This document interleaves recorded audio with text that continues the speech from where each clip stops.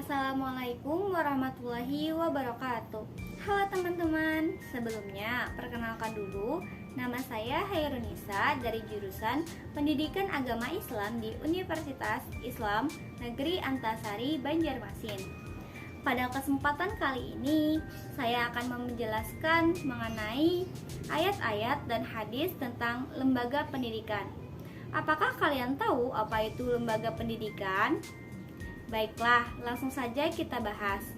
Lembaga pendidikan terdiri dari dua kata, yaitu lembaga dan pendidikan. Kata lembaga berarti sebuah badan atau organisasi yang tujuannya untuk melakukan suatu penyelidikan keilmuan atau melakukan suatu usaha.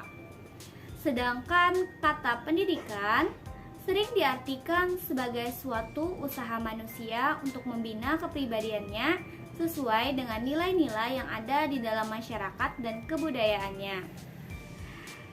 Jadi, pendidikan berarti suatu usaha yang dijalankan oleh individu atau kelompok untuk menambah pengetahuan agar menjadi dewasa atau mencapai tingkat hidup yang lebih tinggi. Dari penelitian dua kata di atas dapat kita simpulkan bahwa lembaga pendidikan merupakan sebuah badan atau institut di mana proses pendidikan atau proses belajar mengajar dilangsungkan, di mana lembaga pendidikan adalah salah satu faktor penunjang untuk berlangsungnya suatu proses pendidikan. Lembaga pendidikan sendiri terbagi menjadi 3 macam, yaitu lembaga pendidikan formal, lembaga pendidikan non-formal, dan lembaga pendidikan informal. Pertama-tama yang akan kita bahas adalah lembaga pendidikan formal. Lembaga pendidikan formal adalah suatu pendidikan yang berada pada sebuah lembaga yang sudah mendapatkan legalitas dari pemerintah. Lembaga pendidikan formal berorientasi pada pengembangan manusia seutuhnya. Contoh dari lembaga pendidikan formal adalah PAUD, TK, SD, SMP, SMA, MI, MTS, MAN, dan perguruan tinggi. Selanjutnya yang kedua ada lembaga pendidikan non-formal. Lembaga pendidikan non-formal adalah lembaga pendidikan yang disediakan bagi warga negara yang tidak sempat untuk mengikuti atau menyelesaikan pendidikan pada jenjang tertentu dalam pendidikan formal.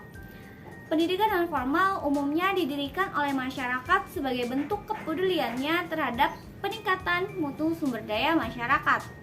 Adapun program-program pendidikan non-formal yang disetarakan dengan pendidikan formal contohnya adalah Kejar Paket A, Kejar Paket B, dan Kejar Paket C. Contoh dari lembaga pendidikan non-formal adalah kelompok lumain, lembaga pelatihan, sanggar, majelis taklim, lembaga keterampilan dan pelatihan, dan lain-lain. Dan yang terakhir ada lembaga pendidikan informal. Lembaga pendidikan informal adalah pendidikan yang ruang lingkupnya lebih terarah pada lingkungan keluarga dan lingkungan masyarakat. Pendidikan keluarga merupakan pendidikan pertama yang dijalani oleh anak. Dikatakan pendidikan pertama karena anak pertama kali berkenalan dengan lingkungan dan mendapatkan pembinaan dari sebuah anggota keluarga. Pendidikan pertama ini dapat dipandang sebagai awal dari pengembangan selanjutnya. Itu semua tadi adalah lembaga pendidikan yang ada pada masa sekarang. Pada masa Rasulullah SAW juga ada beberapa lembaga pendidikan. Di antaranya yang pertama ada Dar al-Arqam, Masjid, Al-Sufah, dan Al-Kutab.